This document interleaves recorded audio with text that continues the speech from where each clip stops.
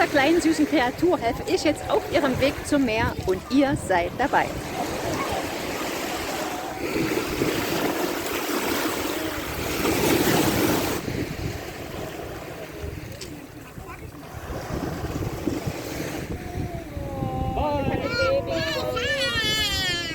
Bye bye. Otherwise you see.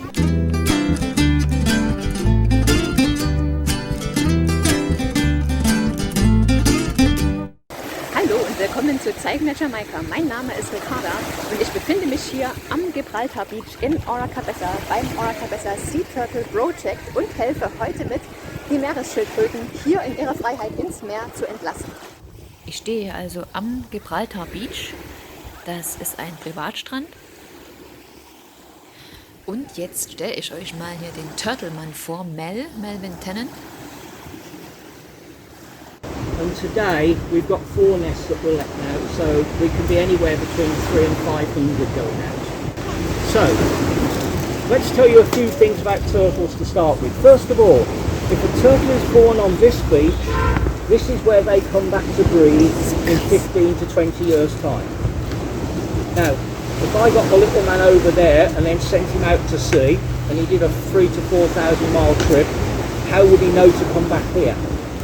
Well, at the end, when we tell you not to touch the turtles and they walk across the beach, they set a little GPS, which is the magnetic forces of the earth, and that tells them where home is, and so wherever they are, and some of them are going into Europe, North Africa, West Africa and back, they still know this is home because of that GPS that they've got.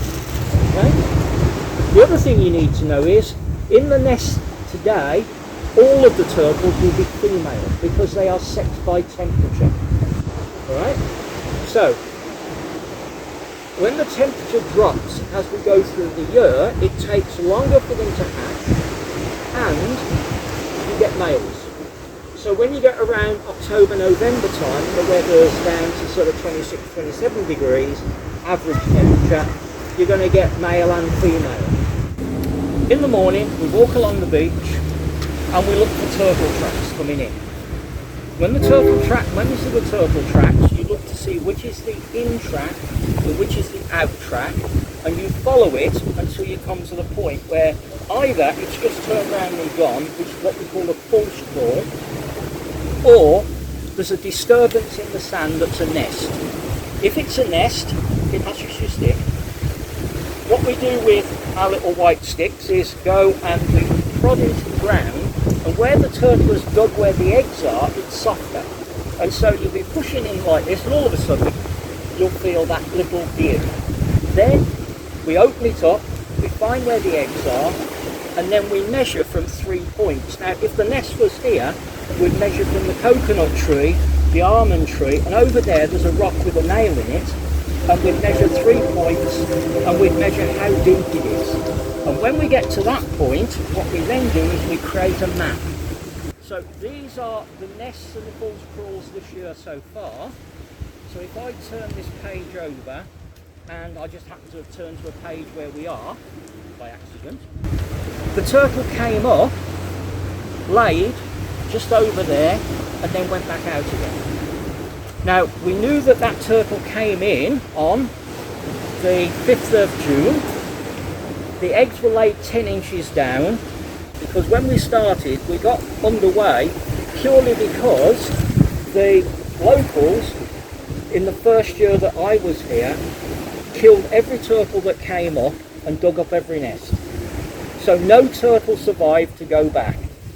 Now we're in a situation that what we've got is we don't lose any turtles and we don't have any of the eggs dug up. And it's not about prosecuting people, it's about educating people. So if any of the locals want to come to a turtle release, it's great, come along, bring your kids, learn all about it, and then they don't want to do anything. The other thing is that that these particular turtles that we get are called hawksbill turtles, and they're one of the 7 species, but 2 of the 7 are critically endangered, which includes the hawksbill. And when we started, they were saying somewhere between 10 and 15,000 breeding females left in the entire world. And they were estimating that within 25 years they could be extinct. Well, That's now been revised up to 30,000 plus.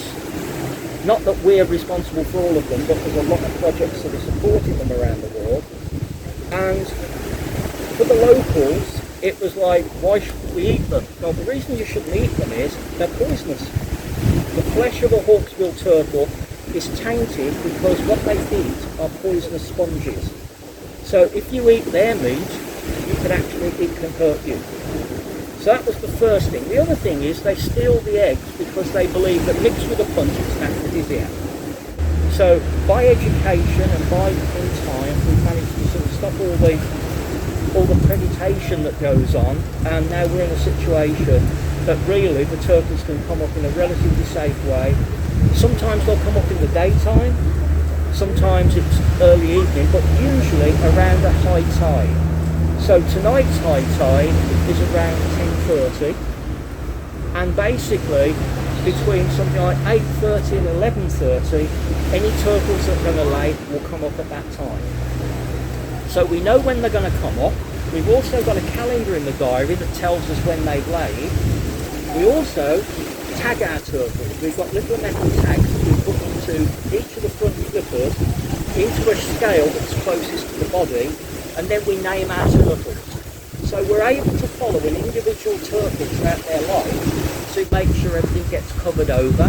We have mongoose at the back of the beach at both ends, and if they smell a nest that's hatching, they will dig in and eat all the hatchlings. So when the guys look for the nest and they know it's about ready to go, again with the stick they can push it in, and if they get a sudden air gap, they know that the eggs are hatched. Then they'll go down to the bottom of the nest, take the top egg, look at it, and if it's still round, and they're the size of a table tennis or a ping pong ball, if it's still round, it's not ready. But as it starts to go oval, it's the turtle moving out, and on the end of their nose they've got a little hook that splits the shell. And when the shell gets split, the head comes out, the flippers follow, and then they're out of the shell. And it takes 3 days from then to release. Alright? A bit off on our timing, the turtles can come up, hit that and go, but then the predators might get them.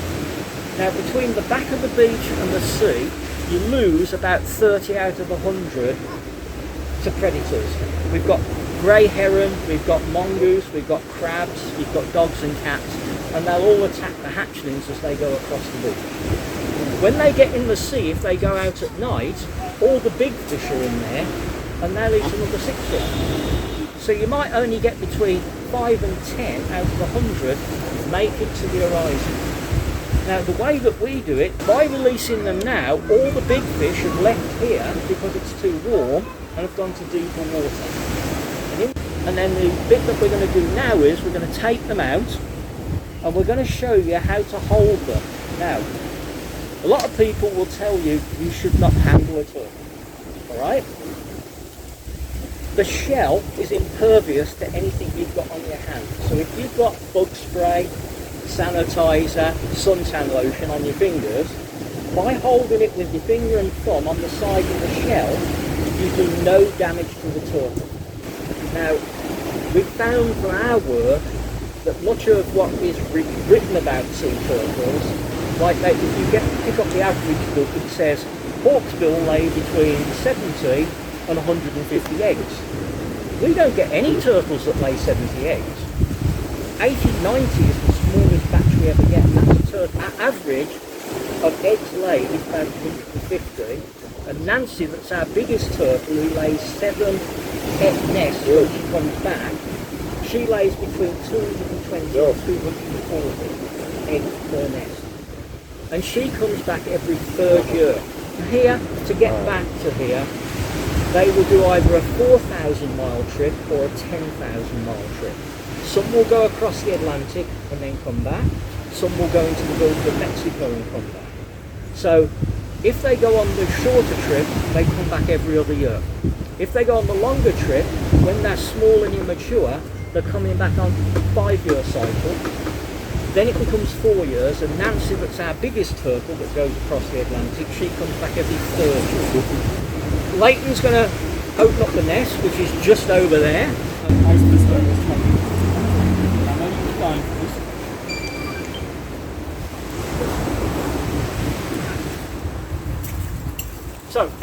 digs away, the first thing you'll notice is he hits the metal mesh. That mesh is there, as I say, to keep the turtles safe, not to keep them in. Okay, so we take away the mesh and put that to one side of the wall. Now, he feels for the soft part in the middle, and lo and behold, here's our first baby hatchling. Okay, now they smile and wave at you, right? They're very friendly and they don't bite too much, right? So you're okay. But basically, this is a critically endangered hawksbill hatchling. Now, Look, Leah, look at the eyes are closed because of sand, but that point there, that little oval, is where the egg was attached to them that they grew on. Alright? So we have to make sure that that is completely healed and the eyes are completely clean, and that's why we wash them. So finger and thumb on the side of the shell, you put them in the water once, take them out, twice, take them out, third time, and then you put them in the clean bucket that's down there. Okay? Can you hold that for me? Finger and thumb on the side. There you go. Can you see it? Look, he's digging for more. Look, careful, baby. Look, there's another one. Look at that baby. Look at those two babies. Look, Leah. Look. A lot of turtles now. Yeah.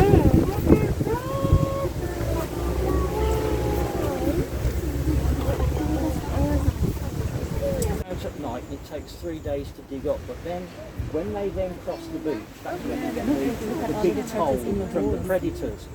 So what we started to do was to release them because we actually save, 30-40%.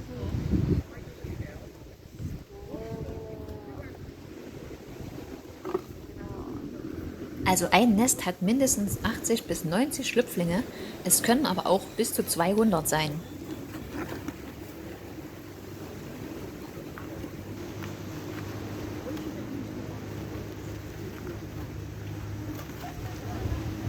Die Grube graben sie also 30 bis 50 cm tief.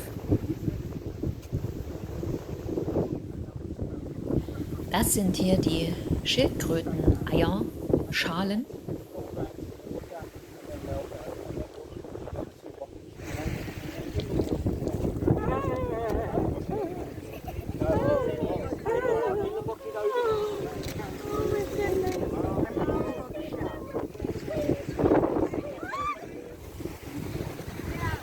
Schildkröten sind extrem wichtig fürs Ökosystem, denn sie tragen zur Erhaltung von Seegraswiesen unter Wasser und Korallenriffen bei.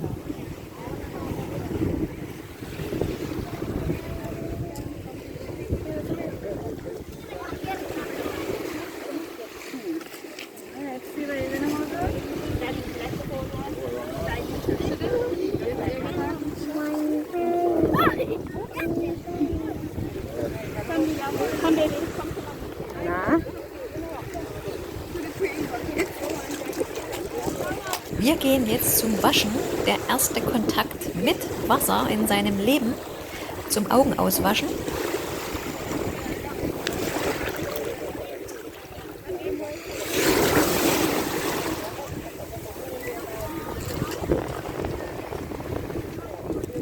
Und jetzt zurück zu den anderen in den sauberen Eimer.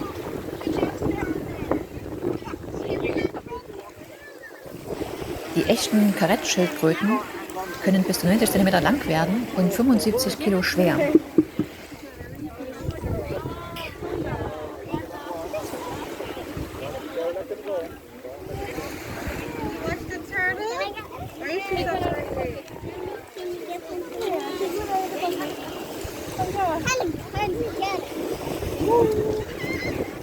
Kleiner Mann.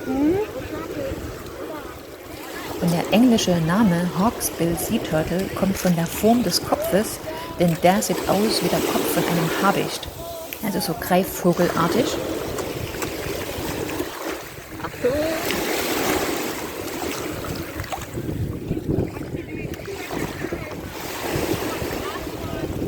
Sie fressen vor allem Weichtiere, Korallenpolypen und Meeresalgen. Die Karettschildkröten können bis zu 40 Jahre alt werden und werden mit 4,5 Jahren geschlechtsreif und die Paarung findet im Wasser statt.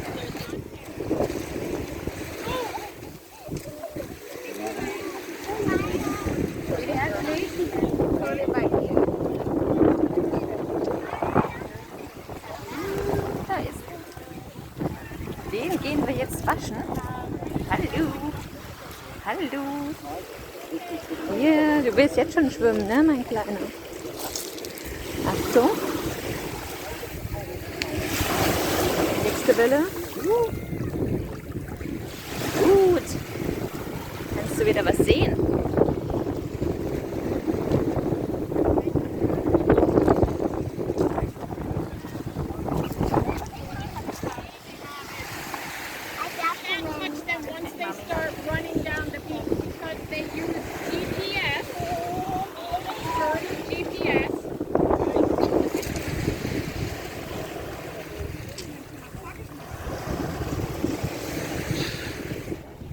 Mel kam 2003 nach Jamaika und wollte eigentlich seinen Ruhestand genießen, aber dann kam halt alles anders. Er hat dann festgestellt, dass es hier an seinem Strand Schildkröten gibt und dass die aber so gut wie keine Überlebenschancen hatten. Und seit sie mit der Arbeit angefangen haben, 2005, hat sich die Überlebensrate von 37 auf 80% verbessert.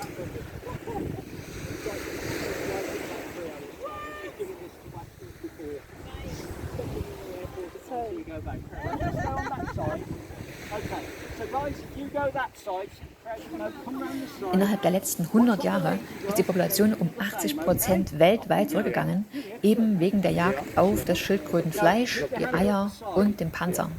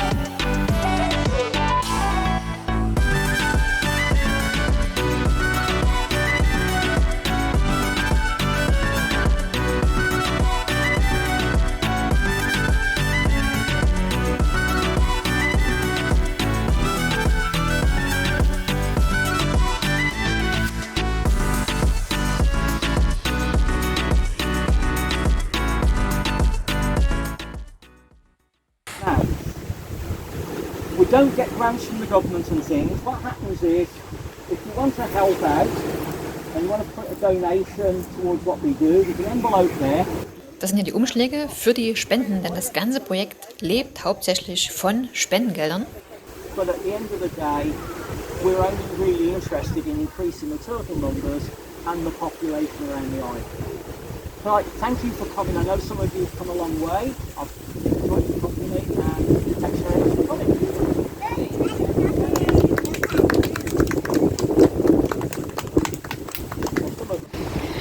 als 200 kleine Baby-Meeresschildkröten sind jetzt hier ins Karibische Meer entlassen worden. Ihr wart dabei. Wenn es euch gefallen hat, dann gebt dem Video gern einen Daumen nach oben. Ihr könnt auch gern da unten auf Abonnieren klicken und dann sehen wir uns im nächsten Video. Macht's gut, eure Ricarda.